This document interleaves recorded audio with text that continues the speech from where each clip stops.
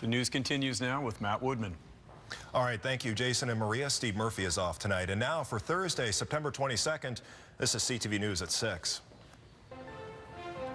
Tonight, back in class, students return as questions persist over mass evacuations.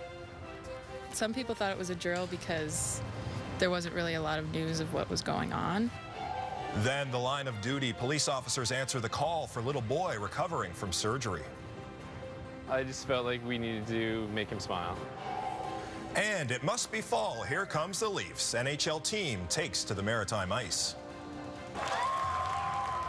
Let's go! Live from our Maritime News Center, this is CTV News. Here is Matt Woodman.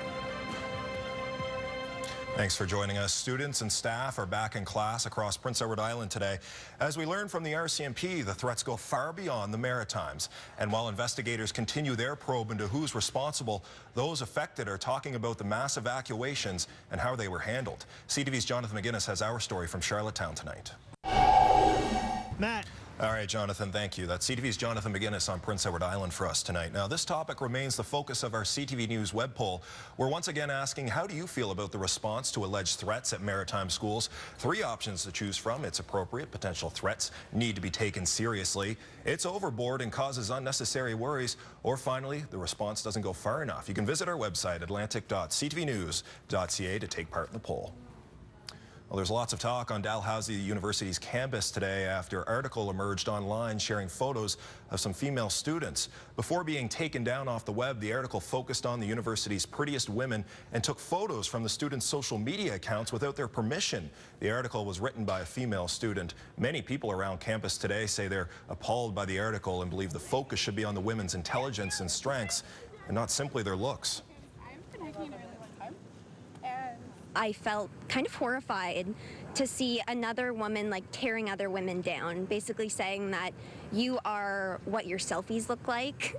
You are like ranked if you are hot or not based on if you can take a photo of yourself. Privacy experts say it's important to double check your security and privacy settings on your social media accounts because a lot of the time what we are posting can be made available to anyone who is online. It appears the website sharing nude photos of Pictou County women is back online. We met with several women this week to talk about how the site has been victimizing them by sharing the pictures without their consent.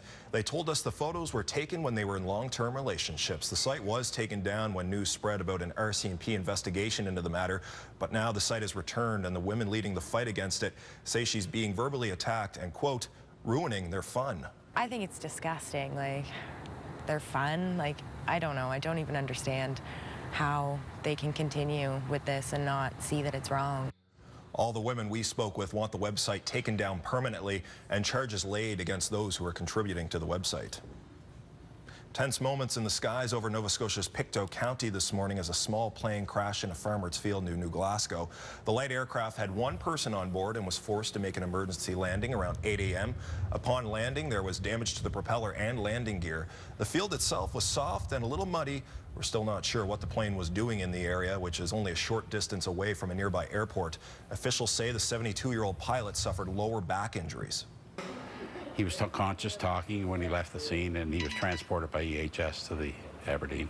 RCMP say they will be working with the Transportation Safety Board to investigate the cause of the crash. Another day of testimony at the appeal hearing for a demoted Halifax police officer, this time from an expert in the use of force who says the officer's actions were absolutely reasonable. CTV's Kayla Hounsel has been following this hearing all week for us, and she joins us now in the newsroom live. Kayla, what happened today?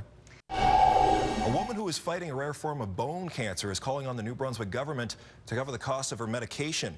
Only about 600 cases of Erdheim-Chester disease have been reported worldwide, and this woman says without medication to stabilize the disease, she will die. CTV's Ashley Blackford has her story tonight. 4 months after arriving in Canada, a Syrian refugee family is adjusting to life in Cape Breton. Not only had the family been displaced during an ongoing conflict in their homeland, they also suffered a greater tragedy, losing their 2-month-old son. CTV's Kyle Moore has the story tonight. It's an exciting time to be a Toronto Maple Leafs fan in our region. The Leafs touch down in Halifax this evening as they get ready to begin training camp just 20 days before the start of the upcoming NHL season. Now, this is the second time the Leafs have kicked off their season here. CTV's Sarah Ritchie is standing by at the Halifax Stanfield International Airport with details. Sarah? Water still being delivered to people with dry wells in southwestern Nova Scotia. A number of provincial parks are open for water collection and showering, including some in the Halifax Regional Municipality. Zach Churchill, the minister responsible for EMO, says everyone who needs water is getting it, but it's time to think long term. Make sure that we are better preparing ourselves to deal with these sorts of situations if they do arise again. So, our team will be geared toward thinking of what infrastructure needs are out there long term and where the gaps are in the system. Churchill says the province will work with municipalities to ensure water sources are adequate. The government does not have a firm count of how many households are without water at this time. He's one of the youngest premiers in Canadian history. Today marks a halfway point for Brian Gallant's first mandate. This week, Gallant invited CTV News to see what a day in his life as premier is like. Here's what CTV's Laura Brown found. A heartwarming story to tell you about now. It involves a 6-year-old boy post-surgery at the IWK and a visit from Halifax police officers who answered a special call to duty. CTV's Marie Adsett explains. Another chance to become a millionaire in Dalhousie, New Brunswick tonight. Chase the Ace is drawing thousands and thousands of people to Dalhousie, where last week's big draw failed to produce a winner, although one ticket holder did walk away with $100,000. 6 cards remain, and CTV is in Dalhousie for tonight's draw. I'll have the results on tonight's late night show.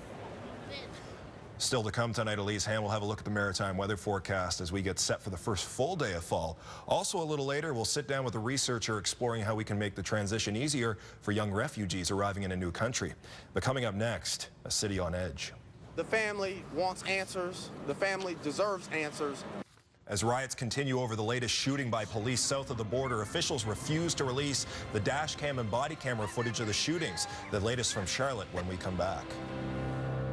Tomorrow at 6, going behind the scenes at CFB Gagetown as troops prepare to deploy overseas. Their mission unknown, their conviction never in doubt. True patriot love, tomorrow at 6, right here on CTV. And that's it for us tonight. If you've joined us late, the broadcast begins again at 7 on CTV2, or you can always visit our website, atlantic.ctvnews.ca. It's always your home for news. Well, that's our show for tonight. Thanks for watching. Kayla Hounsel will be in here tomorrow night at 6 with all the top stories of the day. In the meantime, I'm Matt Woodman, sitting in for Steve Murphy. Have a great night, and I hope you can join us again tomorrow.